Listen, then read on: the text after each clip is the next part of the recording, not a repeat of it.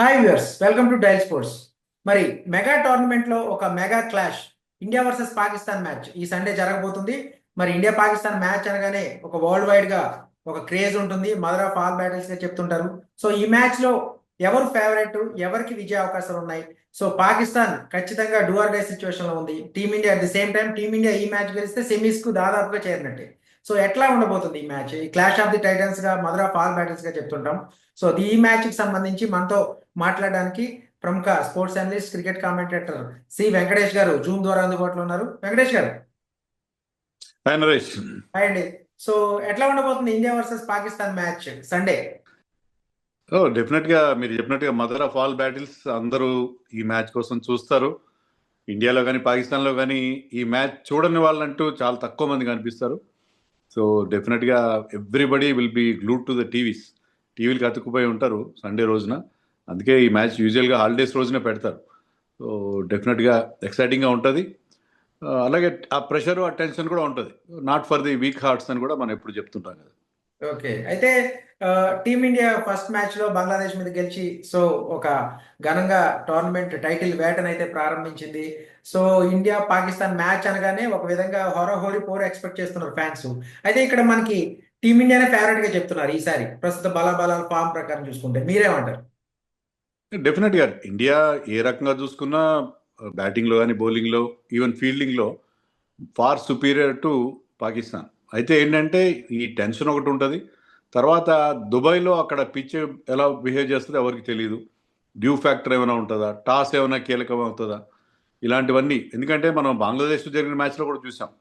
బంగ్లాదేశ్ 228 చేశారు కాబట్టి మన చేజ్ ఈజీ అయింది. అలా కాకుండా వాళ్ళు 250 260 చేస్తే ఆ స్లో పిచ్ మీద డెఫినెట్గా ఇండియా కూడా కొంచెం టైట్ అయ్యింది. సో ఆ రకంగా చూస్తే ఏంటంటే మనకి కండిషన్స్ వల్ల, స్లోనెస్ ఆఫ్ ది పిచ్ వల్ల కొంత ఇబ్బందులు ఎదురు. అదే అలా కాకుండా ఒక ఫ్లాట్ వికెట్ మీద అయితే ఇండియా ఈజీగా గెలిచే అవకాశం ఉంటుంది.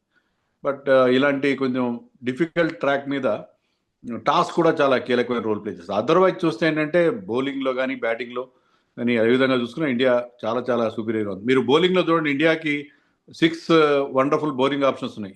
ఆరుగురికి ఆరుగురు కూడా టాప్ క్లాస్ బౌలర్స్.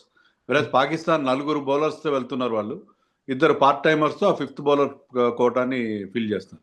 ఇక బ్యాటింగ్ విషయానికి వస్తే వాళ్ళ బ్యాట్స్మెన్ ఎవరు కూడా చెప్పుకోదగ్గ ఫామ్లో లేరు. ముఖ్యంగా బాబర్ ఆడుతున్న తీరు, అతను హాఫ్ సెంచరీ చేసిన అతను స్ట్రైక్ రేట్ కానీ, రిజ్వాన్ స్ట్రైక్ రేట్ కానీ, ఇవన్నీ చాలా ఇష్యూస్ ఉన్నాయి. ఫకర్ జమాల్ లాంటి ఒక ఇంపార్టెంట్ బ్యాట్స్మెన్ అనవసరంగా గాయపడడంతో వాళ్ళకి ఇంకా ప్రాబ్లమ్స్ రెట్టింపైనాయి. సో ఏ రకంగా చూసుకున్నా India should start as favourites. But మనం చెప్పుకున్నట్టుగా కండిషన్స్ కూడా మనకి కలిసి రావాల్సిన అవసరం ఉంది. ఓకే, అయితే వెంకటేష్ గారు, ఏదైతే ఇండియన్ బ్యాటింగ్ లైనప్ గురించి చూసుకుంటే శుభ్మన్ గిల్ ఒక సూపర్ ఫామ్ లో ఉన్నాడు. ఇంగ్లాండ్ తో వన్డే సిరీస్ నుంచి ఆ ఫామ్ అనేది కంటిన్యూ అవుతుంది. బంగ్లాదేశ్ మీద వన్డే సిరీస్ ఏదైతే ఫస్ట్ మ్యాచ్ లో అతను ఒక మెచ్యూర్డ్ ఇన్నింగ్స్ ఆడినట్టు మనకు స్పష్టంగా కనిపించింది. అంటే ఎక్కడ కూడా ఒక దూకుడుగా ఆడకుండా సమయోచితంగా సందర్భానికి తగ్గట్టు సింగిల్స్ రొటేట్ చేస్తూ ఒక అద్భుతమైన ఇన్నింగ్స్ ఆడాడని చాలా మంది ప్రశంసిస్తున్నారు. సో దీని గురించి. డెఫినెట్గా మెచ్యూర్డ్ ఇన్నింగ్స్. ఎందుకంటే ఆ రెస్పాన్సిబిలిటీ తీసుకున్నాడు అతను. మ్యాచ్ ఇన్నింగ్ స్టార్టింగ్ నుంచి చివరి దాకా నిలబడి చేజ్లో ఎలాంటి ఇబ్బందులు, ఎలాంటి హికప్స్ లేకుండా, ఎలాంటి తడబాటు లేకుండా స్మూత్గా మనం ఆ చేజ్ని కంప్లీట్ చేసేది. చాలా ఎఫిషియెంట్ అండ్ చాలా రెస్పాన్సిబుల్ ఇన్నింగ్స్ ఆ యంగ్స్టర్ నుంచి. ఎందుకంటే ఇప్పుడు టీంకి అతను వైస్ కెప్టెన్. సో ఆ వైస్ కెప్టెన్ రోల్కి తగినట్టుగా చాలా రెస్పాన్సిబుల్గా ఆడాడని చెప్పాలి. అలాగే రోహిత్ శర్మ ఇచ్చిన ఎక్స్ప్లోజివ్ స్టార్ట్ కూడా మనం మర్చిపోకూడదు. Plus the way KL Rahul finish చేయడం కూడా. కేఎల్ రాహుల్ కూడా ఎందుకని ఇండియా రిషబ్ పంత్ని కాదనుకుని కేఎల్ రాహుల్ వెళ్ళారంటే, KL Rahul is very very consistent. ముఖ్యంగా ఇలాంటి సిచ్యువేషన్లో, ఇలాంటి స్లో వికెట్స్ పైన అతని సాలిడిటీ, బ్యాటింగ్లో ఉన్న సాలిడిటీ, అతని టెంపర్మెంట్, అతని ability to play long innings, అవన్నీ కూడా చాలా ఉపయోగపడతాయి. ఓకే, అయితే మనకి ఇండియన్ బ్యాటింగ్ లైనప్ గురించి చెప్పుకుంటే ఖచ్చితంగా విరాట్ కోహ్లీ. పాకిస్తాన్ తో అంటేనే విరాట్ కోహ్లీ చాలా అద్భుతమైన ఇన్నింగ్స్ ఆడిన సందర్భాలు చాలా ఉన్నాయి. సో అతను ఫామ్ లోకి, అంటే ఒక పూర్తి స్థాయి విరాట్ పర్వాన్ని చూడడానికి సండే మ్యాచ్ ఒక మంచి ఆప్షన్ గా, అవకాశంగా చెప్పుకోలేము మనం. డెఫినెట్లీ. ఎందుకంటే Virat Kohli loves challenges. Yes. Challenge మంచి, ఎంత ఛాలెంజ్ ఉంటుందో, ఎంత టఫ్ సిచ్యుయేషన్ ఉంటుందో ఆ టఫ్ సిచ్యుయేషన్ తగినట్టుగా అతను ఆడతాడు. మీరు చెప్పినట్టుగా పాకిస్తాన్ మీద ఎప్పుడు కూడా అతనికి బ్రహ్మాండమైన రికార్డు ఉన్న మనకు తెలుసు. పర్టికులర్లీ మనం 2022 T20 వరల్డ్ కప్లో అతను ఆడిన 82 ఇన్నింగ్స్ ఎలా మర్చిపోతాం మనం. 82 నాట్ అవుట్ ఇన్నింగ్స్. సో మనం ఓడిపోయే మ్యాచ్ని అతను గెలిపించడం, అంతకుముందు కూడా అనేక సందర్భాల్లో పాకిస్తాన్కి అగేన్స్ట్గా అతను చాలా బాగా ఆడడం చూసాం మనం. సో ప్రస్తుతం అంత గొప్ప ఫామ్లో లేడు విరాట్ కోహ్లీ, ముఖ్యంగా స్పిన్నర్స్కి అగేన్స్ట్గా స్ట్రగుల్ అవుతున్నాడు. బట్ స్టిల్ ఈ ఛాలెంజ్ ఖచ్చితంగా అతను టేకప్ చేస్తాడు. ఈ ఛాలెంజ్ తగినట్టుగానే విరాట్ కోహ్లీ నుంచి we can expect something big against Pakistan. Okay. అయితే మిడిల్ ఆర్డర్ లో మనం ఇంకొక కీలకమైన ప్లేయర్ శ్రేయస్ అయ్యర్ గురించి చెప్పుకోవాలి. బంగ్లా ఏదైతే ఇంగ్లాండ్ తో వన్డే సిరీస్ లో చాలా బాగా ఆడాడు. సో మేబీ ఛాంపియన్స్ ట్రోఫీలో కూడా ఫామ్ అనేది ఖచ్చితంగా మిడిల్ ఆర్డర్ లో ఒక కీలకం తను శ్రేయస్ అయ్యర్. ఇతని గురించి శ్రేయస్ అయ్యర్కి ఉన్న ప్రత్యేకత ఏంటంటే అతను స్పిన్ బౌలింగ్ చాలా బాగా ఆడతాడు. సో స్పిన్ బౌలింగ్ అంత బాగా ఆడే ప్లేయర్ ఎప్పుడైనా మన టీంకి చాలా ముఖ్యమవుతాడు. So I think Shreyas Iyer బంగ్లాదేశ్తో పెద్దగా రన్స్ చేయకపోయి ఉండొచ్చు, క్యాజువల్ షాట్ కొట్టి అవుట్ అయ్యాడు. బట్ అతని మీరు చెప్పినట్టుగా అంతకుముందు ఇంగ్లాండ్తో జరిగిన సిరీస్లో అన్ని మ్యాచ్లో కూడా చాలా బాగా ఆడాడు. సో అతను ఆ స్పిన్నర్స్ని ప్రతి టీం కూడా ఖచ్చితంగా ఇద్దరు ముగ్గురు మంచి స్పిన్నర్స్ ఉంటారు ఈ టోర్నమెంట్లో. అందులో ఏషియన్ కండిషన్స్లో స్పిన్నర్స్కి ఎంతో కొంత హెల్ప్ ఉంటుంది. So Shreyas Iyer at number 4 చాలా కీలకమైన రోల్ ప్లే చేయబోతున్నాడు. ఓకే. అయితే బౌలింగ్ కాంబినేషన్ చూసుకుంటే బంగ్లాదేశ్ తో మ్యాచ్ షమి తన కంబ్యాక్ అదిరిందనే చెప్పుకోవాలి. ఎందుకంటే ఒక ఐసీసీ టోర్నమెంట్ అంటేనే రెగ్యులర్ గా అతను ఒక కెరీర్ బెస్ట్ ఫార్మ్స్ ఇస్తూ ఉంటాడు, పెర్ఫార్మెన్సెస్.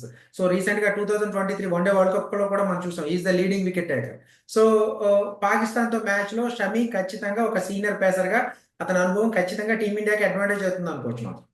సో డెఫినెట్లీ షమి ఒక లాంగ్ గ్యాప్ తర్వాత 14 నెలల సుదీర్ఘ విరామం తర్వాత మళ్ళీ యాక్టివ్ క్రికెట్ ఆడుతున్నాడు. సో అంత గ్యాప్ వచ్చిన తర్వాత రిధమ్ కొద్దిగా దెబ్బతినే పరిస్థితి ఉంది. ప్లేస్ కూడా కాస్త డౌన్ అవడం మనం చూసాం వెన్ ఈ ప్లేడ్ అగేన్స్ట్ ఇంగ్లాండ్. కానీ ఎప్పుడైతే బంగ్లాదేశ్తో జరిగిన మ్యాచ్లో అతనికి 5 వికెట్లు వచ్చాయో, 5 వికెట్ హాల్ అతనికి బ్రహ్మాండానికి కాన్ఫిడెన్స్ ఇచ్చే పరిస్థితి ఉంది.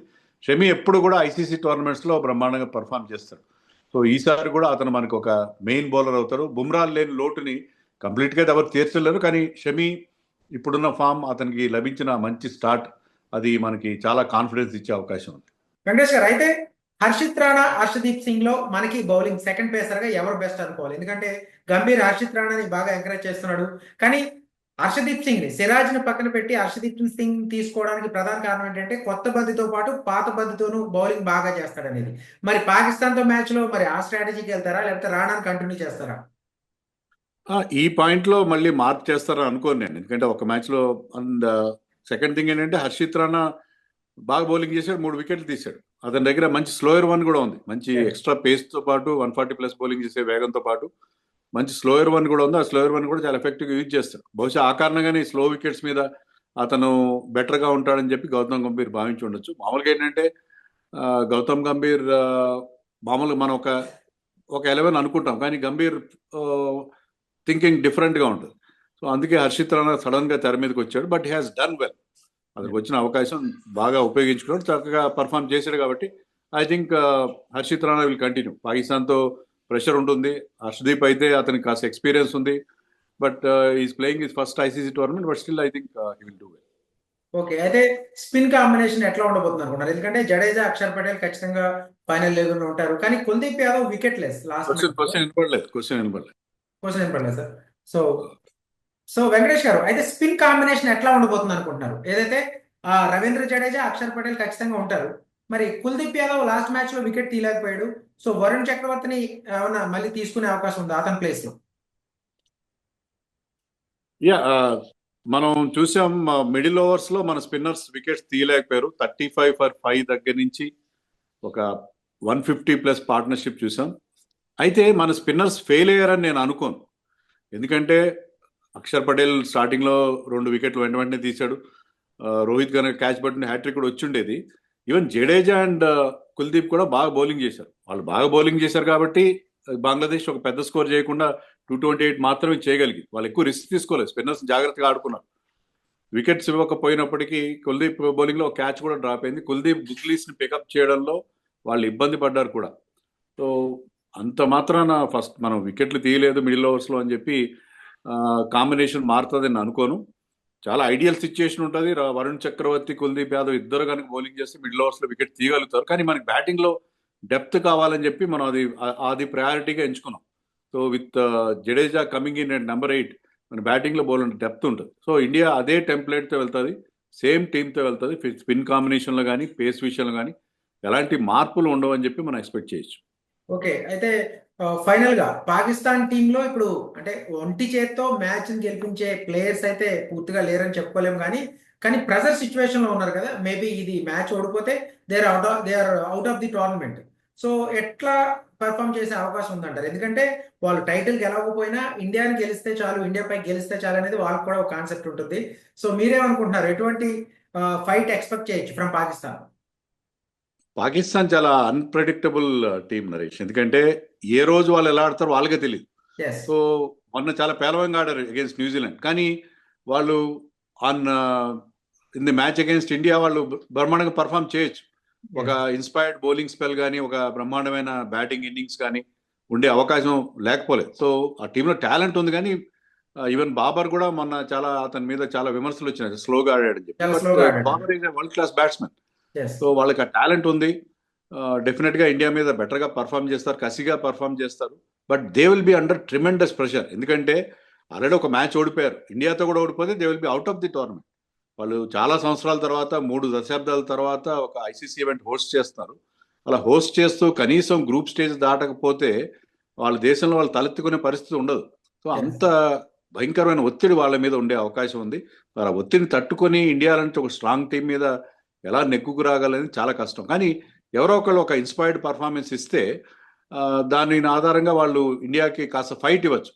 గెలవడం చాలా కష్టమైన విషయం, కానీ కొంత ఫైట్ ఇచ్చే అవకాశం అయితే కనిపిస్తుంది. ఓకే. అయితే వెంకటేష్ గారు, రీసెంట్ గా మనం చూసుకోవచ్చు పాకిస్తాన్ లో మ్యాచ్ అని కూడా ఒక హై స్కోరింగ్ 300+. ఇవాళ మ్యాచ్ లో కూడా 300+ టార్గెట్ నమోదైంది. మరి దుబాయ్ పిచ్ ఎట్లా ఉండబోతుంది? ఇండియా పాకిస్తాన్ మ్యాచ్ కి మనం ఎంత స్కోర్ ఎక్స్పెక్ట్ చేయొచ్చు? 250, 260 ఏనా మొన్నట్లాగా, లేదంటే? దుబాయ్ లో 300+ స్కోర్స్ చాలా అరుదుగా వస్తాయి. ఎందుకంటే ఆ స్లోనెస్ ఆఫ్ ది వికెట్ వల్ల మనకి పెద్ద స్కోర్ లో గ్రౌండ్ సైజ్ కూడా పెద్దది. ఎందుకంటే సిక్స్లు కొట్టడం, అలవోకగా సిక్స్లు కొట్టడం అంత ఈజీ కాదు. ఎస్. సో అందుకని నేను 300+ వస్తుందని అనుకోవట్లేదు. ఒకవేళ ఇండియా కనుక ఫస్ట్ బ్యాటింగ్ చేస్తే 280 చేస్తే అది ఒక కాంపిటేటివ్ టోటల్ అనుకోవాలి. వినబుల్ స్కోర్ గా చెప్పుకోవచ్చు. 280 కనుక చేస్తే దాన్ని చేజ్ డౌన్ చేయడం ఏ టీం కనుక కష్టం అవుతుంది. ఎందుకంటే ఆ పిచ్ పోను స్లో అవుతుంది. ఎస్. ఇంకోటి ఏంటంటే డ్యూ ఫ్యాక్టర్ ఉంటే బౌలర్స్ ఇబ్బంది పడతారు. సెకండ్ బౌలింగ్ చేసేటప్పుడు చేజింగ్ ఈజీ అవుతుంది. సో మనం ఇంతకుముందు అనుకున్నట్టుగా ఇక్కడ కండిషన్స్ చాలా చాలా కీ రోల్ ప్లే చేస్తాయి. టాస్ చాలా ముఖ్యం అవుతుంది. సో టాస్ గెలిచిన కెప్టెన్ ఏం చేయాలని ఆ కెప్టెన్ కూడా ఒక డౌట్ లో ఉంటాడు. ఎందుకంటే ఒకవేళ డ్యూ పడితే సెకండ్ బ్యాటింగ్ ఈజీ అవుతుంది, డ్యూ పడకపోతే ఫస్ట్ బ్యాటింగ్ ఈజ్ బెటర్. ఎందుకంటే పోను వికెట్ స్లో అవుతుంది కాబట్టి ఫస్ట్ బ్యాటింగ్ చేసే టీంకి అడ్వాంటేజ్ ఉంటుంది. ఈవెన్ పాకిస్తాన్లో మనం కరాచీలో జరుగుతున్న మ్యాచ్లో కూడా చూస్తున్నాం, ఫస్ట్ బ్యాటింగ్ చేసిన టీంకి మంచి బెటర్ బ్యాటింగ్ కండిషన్స్ ఉంటున్నాయి. సో చాలా ట్రికీ సిచ్యుయేషన్ ఇది. కండిషన్స్ ఎలా ఉంటాయని తెలీదు. సో కండిషన్స్ మినహాయిస్తే ఇండియా డెఫినెట్గా far superior side to Pakistan. అటు బౌలింగ్లో కానీ బ్యాటింగ్లో కానీ ఇండియాకి ఏమాత్రం పోటీ ఇచ్చే పరిస్థితి లేదు. బట్ కండిషన్స్ విషయంలో, ఆ దుబాయ్లో ఉన్న కండిషన్స్ విషయంలో మనకు కొంత సందేహాలు ఉన్నాయి. Okay. Thank you very much Venkatesh గారు. Thank you very much. So Venkatesh గారు చెప్తున్నదాన్ని బట్టి చూస్తే కనుక పాకిస్తాన్ ఒక ప్రెజర్ సిచ్యువేషన్ లో ఉంది. ఎందుకంటే వాళ్ళు డూ ఆర్ డై మ్యాచ్ కాబట్టి ఖచ్చితంగా వాళ్ళు మంచి ఫైటే ఇస్తారని చెప్పేసి చాలా మంది ఎక్స్పెక్ట్ చేస్తున్నారని చెప్పేసి వెంకటేష్ గారు చెప్తున్నారు. సో ఇది India versus Pakistan match review. So keep watching dial sports.